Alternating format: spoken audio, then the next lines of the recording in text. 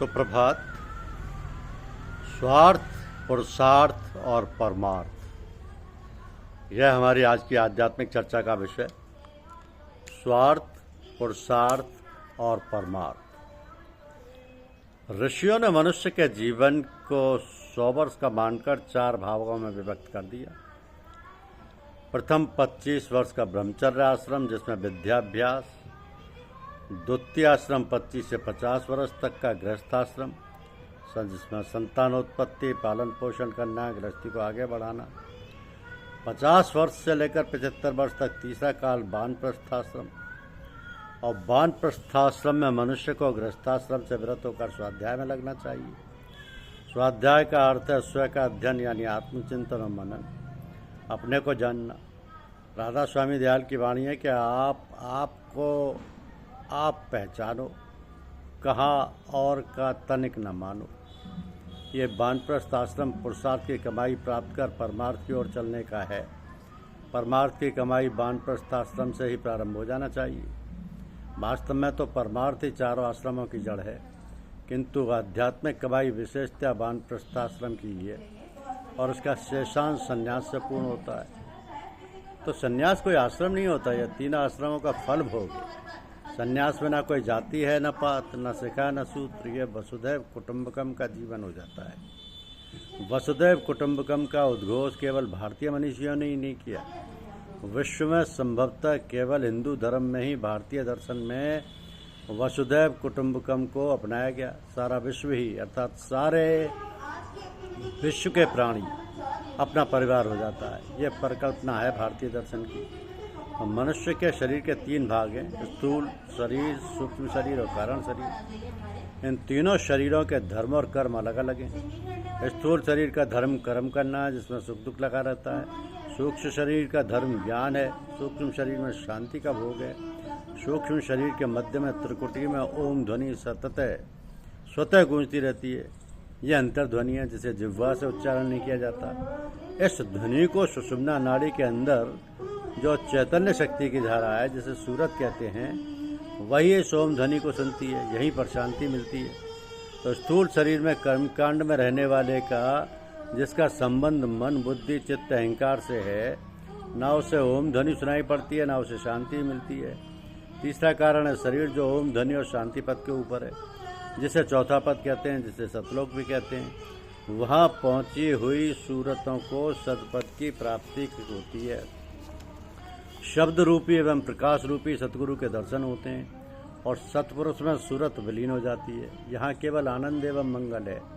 यह सतलोक काल माया के जाल से न्यारा है। वहाँ पहुँची हुई सूरतों का आवागमन नहीं होता, जन्म मरण नहीं होता। इन तीनों शरीरों, अर्थात स्थूल शरीर, सूक्ष्म शरीर एवं कारण शरीर के अलग अलग 3 कर्म फल हैं। स्थूल शरीर का फल स्वार्थ है, सूक्ष्म शरीर का फल पुरुषार्थ है और कारण शरीर का फल परमार्थ है। कैसे समझिए, स्थूल शरीर का फल स्वार्थ है, सूक्ष्म शरीर का फल पुरुषार्थ है और कारण शरीर का फल परमार्थ है। तो स्थूल शरीर से स्वार्थ कमाया जाता है, सूक्ष्म शरीर से पुरुषार्थ और कारण शरीर से परमार्थ कमाया जाता है। स्वार्थ क्या है? साधारणतः लोग इसे गलत अर्थ लगाते हैं।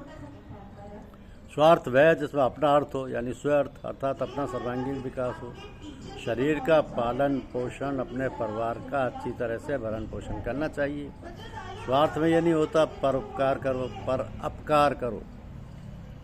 हम लोगों ने स्वार्थ को खुदगर्जी समझ लिया है। हमारा स्वार्थ हमको प्रिय है, उस प्रकार हमको समझना चाहिए कि दूसरों का स्वार्थ उसको भी प्रिय होता है। हमारा स्वार्थ आपके स्वार्थ से टकराना नहीं चाहिए। हमारी उन्नति दूसरे की उन्नति के ऊपर बाधक ना बने। ये स्वार्थ का आदर्श है सबको पढ़ने का। रोजी रोटी कमाने का हक है। अपना भला करना बहुत अच्छा है, दूसरों का अनभला करना वालों का स्वार्थ कभी सिद्ध नहीं होता। दूसरों को हानि करने वालों का स्वार्थ कभी सिद्ध नहीं होता। तो स्मरण रहे, अवश्य में भोक्तव्यम कृतम कर्म शुभाशुभम। जहाँ दूसरों का नुकसान किया, वहाँ उसको कर्म फल के भोग से कोई नहीं बच सकता। स्वार्थ में केवल अपनी उन्नति का ध्यान रहता है। ये मनुष्य जीवन का पहला एवं दूसरा काल है। यह ब्रह्मचर्य एवं गृहस्थाश्रम का कर्म अध्याय है, जो पिंड शरीर अथवा स्थूल शरीर का धर्म है। तो सूक्ष्म शरीर का धर्म स्थूल शरीर के सुख दुख से निकलकर ओम का सेवन करते हुए शांति की अवस्था में रहना है। यह जीवन का तीसरा काल है, अर्थात निर्वाण की अवस्था है। इसमें पुरुषार्थ कमाया जाता है। पुरुषार्थ क्या है? पुरुष धन अर्थ। तो पुरुष का अर्थ है धर्म, अर्थ, काम, मोक्ष। ये सतगुरु की दया से प्राप्त होते हैं।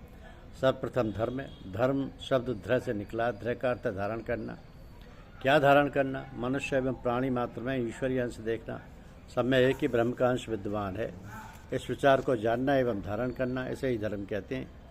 मनसा वाचा कर्मणा, ऐसा व्यवहार करना जिसमें ब्रह्म के अंश को, जो सब जीवों में व्याप्त है, उसको ठेस ना पहुँचे, यही धर्म है। धर्म स्थूल शरीर और सूक्ष्म शरीर से किया जाता है। धर्म करने वाले को बारंबार अच्छी योनि, अच्छी गति और मनुष्य शरीर मिलता है। तो चारों गतियाँ धर्म, अर्थ, काम, मोक्ष मिल सकती हैं, मुक्ति भी मिल सकती है। लेकिन ये आवश्यक नहीं है कि उसे भक्ति भी मिल जाए और आवागमन से छुटकारा भी मिल जाए। तो भक्ति कारण शरीर अथवा पार ब्रह्मांड शरीर का धर्म है। भक्ति सूक्ष्म एवं स्थूल शरीर में भी है। स्थूल शरीर की भक्ति स्थूल है, जिससे सुख मिलता है, शांति एवं आनंद नहीं मिल सकते।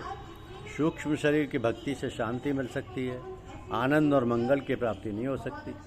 आनंद और मंगल कारण शरीर या पार ब्रह्मांड शरीर का धर्म है। यह उच्चतम अवस्था है। सूक्ष्म शरीर की भक्ति ओम ध्वनि सुनने वाले को मिलती है, उसको शांति प्राप्त होती है, मगर आवागमन से छुटकारा नहीं होता।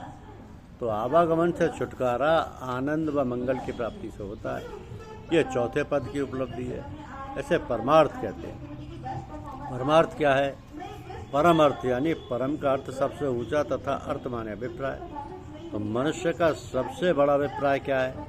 आवागमन से छुटकारा पाना, आत्मज्ञान होना, आत्मदर्शन होना, आत्मा का परमात्मा में विलय होना।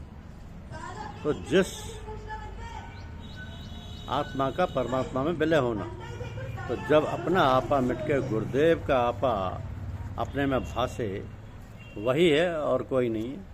जब किसी से बात करें तो यही मालूम पड़े कि वही सुन रहे हैं। ज्यों ज्यों कोई अपना आपा मिटाकर अपने गुरुदेव में लीन होता है, त्यों त्यों वो ईश्वर का साक्षात्कार करता है। चाल ढाल सभी कुछ उन्हीं का सा हो जाए, पीछे उनका भी ख्याल भूल जाए। शुद्ध चैतन्य बाहर भीतर एक रस अनुभव हो। जागते हुए जीवन के सब काम करते हुए भी समाधि में मग्न होकर रहे, तब कहीं राम नाम आता है, तब कहीं राम नाम आता है। तो संसार तो परिवर्तनशील है। परिवर्तनशीलता ऐसी है कि इसमें परिवर्तन नहीं होता, वह तो सतत अपने आप गतिशील और समान रूप से चलता रहता है। जीवन और मृत्यु ये भी तो परिवर्तन का ही एक रूप है, जिसको हम बहुत ही अहम भाव से और बड़े चाव से किसी के पैदा होने पर उत्सव मनाते हैं, नाचते हैं, गाते हैं, खूब प्रसन्न होते हैं। इसी प्रकार जब कोई मरता है तो खूब मातम मनाते हैं, रोते हैं, चीखते हैं, सर पटक पटक कर रोते हैं, भगवान को उलाना भी देते हैं। ये सब जीवन की साधारण घटना है जो हम प्रतिदिन देखते हैं, सुनते हैं, अखबार में पढ़ते हैं। आखिर यह है क्या? यह केवल हमारा दूसरों को देखकर उसका अनुसरण करना और अपने आप को उसी प्रकार करने कराने में लगा देना है। तो ना सोचना, ना समझना, बस केवल नकल करना, देखा देखी करना। किंतु जो लोग विचारवान हैं, बुद्धिमान हैं, जो समझ बूझ से काम लेते हैं, किसी का अंधानुकरण नहीं करते, वे अपने जीवन को कुछ और प्रकार से चलाते हैं। उनका चलन और व्यवहार कुछ और ही प्रकार का होता है। इस प्रकार जो अधिक समझ बूझ वाले हैं, जिन्हें पता है कि जो ये किसी से प्रकार से जान गए हैं, जिनके अंदर लालसा है, चाह है कि परमपिता परमात्मा ने ही हमें पैदा किया है, वही सर्वशक्तिमान है, सर्वज्ञ है, सर्वव्यापक है, तो उससे प्रार्थना करते हैं, मांगते हैं, रोते हैं, गिड़गिड़ाते हैं कि हमें ये दो, वो दो, ऐसा कर दो, वैसा कर दो। और हमारी जब भगवान अंतर हृदय के पुकार सुनते हैं तो वह तो दयालु और कृपालु है ही, हमारी कामनाओं की पूर्ति करते हैं। जो ज्ञानी हैं, ध्यानी हैं, जिनकी अंतर्दृष्टि खुल गई है, वे तो बिल्कुल निश्चिंत बैठे रहते हैं और सोचते समझते हैं वो सर्वांतर्यामी हैं, सर्वशक्तिमान हैं, सर्वव्यापक हैं। तो फिर हमें चिंता क्यों? वो तो हमारे लिए जो ठीक है उपयुक्त करेंगे ही। परमपिता है ना, जैसा संसार में माता पिता अपनी संतानों के प्रति करेंगे, कितने अधिक संवेदनशील रहते हैं, बच्चों का हर सुख दुख में ख्याल रखते हैं। और वो तो परमपिता परमात्मा है। भक्तों का व्यवहार, चाल चलन, रहन सहन संसार के और लोगों से भिन्न होते हैं, आदर्श होते हैं, अनुकरणीय होते हैं। उनकी प्रार्थना तो निस्वार्थ होती है। उसे ही वंदना कहते हैं, जिसमें स्तुति है, प्रशंसा है, किंतु मांग नहीं, कोई इच्छा नहीं, क्योंकि वे तो भगवत परायण उसी के आश्रित हैं। इसी प्रकार जो लोग स्वार्थ निस्वार्थ सेवा से प्रेम करते हैं, पूजा पाठ करते हैं, उसमें उसका स्मरण ध्यान भजन करते हैं, तो वो मालिक, वो प्रभु उसकी हर प्रकार से रक्षा करता है और उसी पर दया दृष्टि रहती है, कृपा दृष्टि रहती है, इसलिए प्रेम रहता है। धन्यवाद।